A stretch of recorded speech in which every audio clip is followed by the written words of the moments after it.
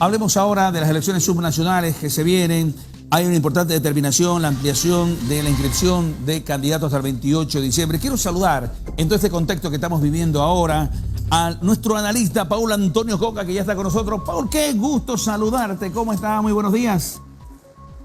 Muy buenos días, estimado Jorge. Buen día al equipo de PAT, a todas las personas que nos están viendo, ya muchos alistándose para ir a trabajar, a sus actividades cotidianas. Un fuerte abrazo y muy buen día. No, qué bueno escucharlo. Qué lindo ese mensaje, ¿no? Quienes están yendo ahora y van a escuchar este análisis. En un contexto donde se está eligiendo todavía candidatos, el MAS habla mucho de una división, todavía los partidos de oposición están muy débiles en encontrar un frente para enfrentar al MAS. Ese es el discurso que se maneja. ¿Cuál es su análisis en vista a esto que se viene con las subnacionales? Resulta que todos hablábamos de la división que había en los partidos rivales del MAS. Santa Cruz hablando 10 candidaturas, la ciudad de La Paz 13, Cochabamba otro tanto similar, etc. Pero nadie se preveía que la presencia de Evo Morales como jefe de campaña y sobre todo fundador y jefe nacional del MAS iba a generar problemas dentro del mismo MAS, en el sentido de que orgánicamente elige un candidato y a punta de un dedazo se termina cambiando esa decisión. Y resulta que las imágenes actualmente lo están mostrando todo. Suena interesante, ¿no?, que los candidatos de Santa Cruz se los tengan que elegir en un lugar que no específicamente es algún rincón del departamento de Santa Cruz.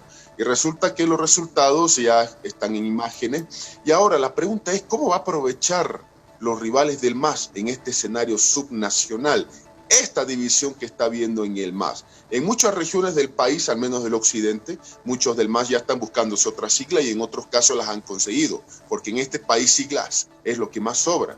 Ahora, ¿qué va a hacer la oposición frente a este escenario que en un primer aspecto se ve favorable a ellos?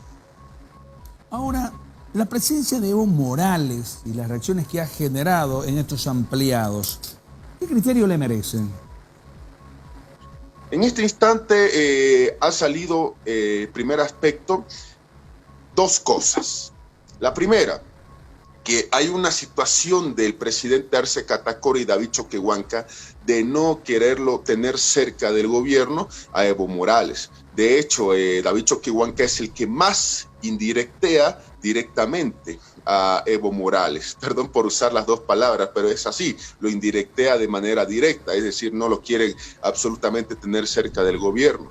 Y la segunda es que hay que ser realistas. Así, en octubre y noviembre del año pasado, en agosto de este año, inclusive, había una suerte de que hay militantes del MAS que salieron a las calles, expusieron su familia, sus propias vidas, ya se expusieron ellos para defender el proceso de cambio.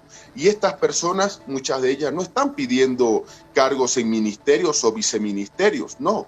Lo que están haciendo es tener ese derecho legal y legítimo de ser candidato y de buscar el voto popular y obtener el cargo a punta del voto popular y el favorecimiento del pueblo en las urnas. Pero estamos viendo de que no es esa la figura realmente. En el caso de Santa Cruz, Mario Cronenberg fue el que más hizo a nombre del MAS una magnífica pre-campaña. Estuvo en la ciudad, estuvo inclusive en bastantes centros del área rural de Santa Cruz, buscando ese derecho legítimo y legal que él tiene de que las bases lo apoyen como candidato. Y ahora, por una excusa, directamente lo están retirando a él. Prácticamente hay una frase que dice, cuando no quieres algo, hasta una mera excusa te sirve para no querer ese algo. Entonces ahí está con Mario Cronenberg. No solamente Evo Morales ha sido duro con él, el tema de la gobernación, le ha prohibido inclusive, ahí están las declaraciones en cualquier medio de prensa,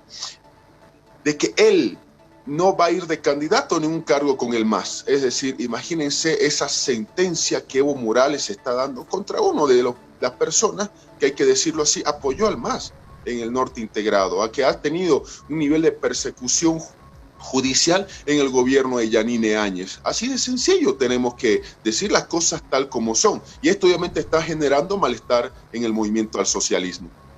¿Qué significa?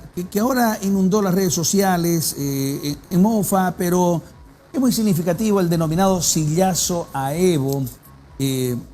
siempre ha habido protesta, pero antes se lo tenía como un ícono. ¿Qué significa esto? Que una persona llegue tan cerca y le lance un sillazo. Esto es una expresión de lo siguiente, o sea, la mancha de esto empieza el 2016 cuando se rechaza el resultado de ese referéndum.